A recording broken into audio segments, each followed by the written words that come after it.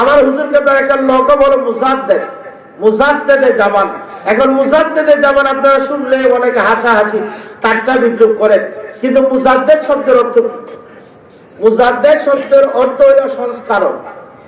সংস্কারক যিনি সংস্কার করে তাকেই ইসলামী শরিয়ার ভাষায়, তরিকতের ভাষায় মুজাদ্দেদ বলা হয়। 100 বৎসরে আল্লাহ পাক 1-2 জন মুজাদ্দেদ দুনিয়াতে পাঠান, এর মধ্যে আমার হুজুর কেবলা ছিলেন একজন। তার প্রমাণ হইল বাবা, আমাদের এই বর্তমান এরিয়াতে যখন তরিকা বলতে কোনো কিছু ছিল না, আমাদের দেশে যখন তরিকা বলতে তরিকতের নিয়ম পদ্ধতি সম্পর্কে কোনো কিছু ছিল না, তখন আমার হুজুর দাদা হুজুর কেবলার মাধ্যমে হাকিকতে তরিকত মানুষের দুয়ারে দুয়ারে পৌঁছায় দেওয়া হয়েছে, ঠিক কিনা? আমাদের এলাকাতে যতগুলা পীর বাড়ি আছে, যতগুলা পীরের মুরিদ মুহিব্বিন আছে, তারা তরিকতে রিয়াজত বলতে কিছু বুঝতো? কেউ বুঝতো? তারা মনে করতো বছরে 1-2 বার পীরের বাড়িতে গরু ছাগল এবং দল নিয়ে গিয়া পীরের বাড়িতে কিছু সিন্নি কইরা, পিকনিক কইরা, পীরে কিছু দিয়া নিজেরা খাইয়া বাড়িতে চলে আসার নামই তরিকা, ঠিক কিনা? কিন্তু এইগুলা যে তরিকা না, আমার হুজুর কেবলা এই এলাকার মানুষকে বুঝাই দিছেন হাকিকতের তরিকা কি।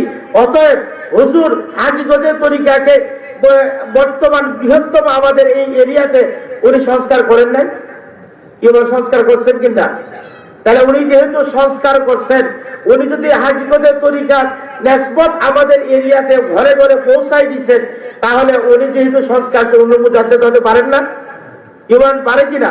এখন আপনি যদি উনার নামের আগে মুজাদ্দেদ বললে আপনার চলে, আমি মনে করবো এটা আপনার হিংসার জ্বলা, হিংসার জ্বলা। এক হিংসুক মানুষ, কথাটা বলবো কিভাবে পাইছি, যে এক হিংসুক মানুষ, সে খুব হিংসুক, হিংসুটে পরশ্রীকাতর মানুষ। সে ওই বনে দিয়ে হাঁটতেছে, এমন সময় একজন বুজুর্গ মানুষ আসছে, ওনার অত্যন্ত পিপাসার্থ, ওনার পানির দরকার। উনি ওই লোকটার হাতে পানি দিকে বলছে, ভাই আমাকে একটু পানি দেন। তখন বলল, হুজুর মানুষ কষ্ট করে আসছে, আচ্ছা দেই। পানি দেওয়ার পরে এই আল্লাহর এই ওলি বুজুর্গ পানি পান করে আমরা তৃষ্ণা মিটাইছে।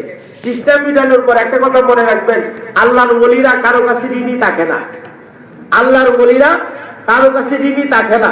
কিন্তু আল্লাহর ওলিরা বুঝে তার কাছে গেলে ওই লোকটার অন্তরে কি হইতেছে, ঠিক কিনা?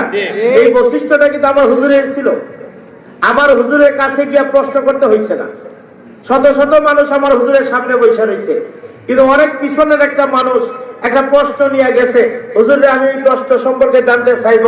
ওই লোক প্রশ্ন করার আগেই আমার হুজুরের ধারাবাহিক আলোচনায় ওই লোক তার প্রশ্নের উত্তর বুঝা বাড়িতে চলে যেতে পারছে।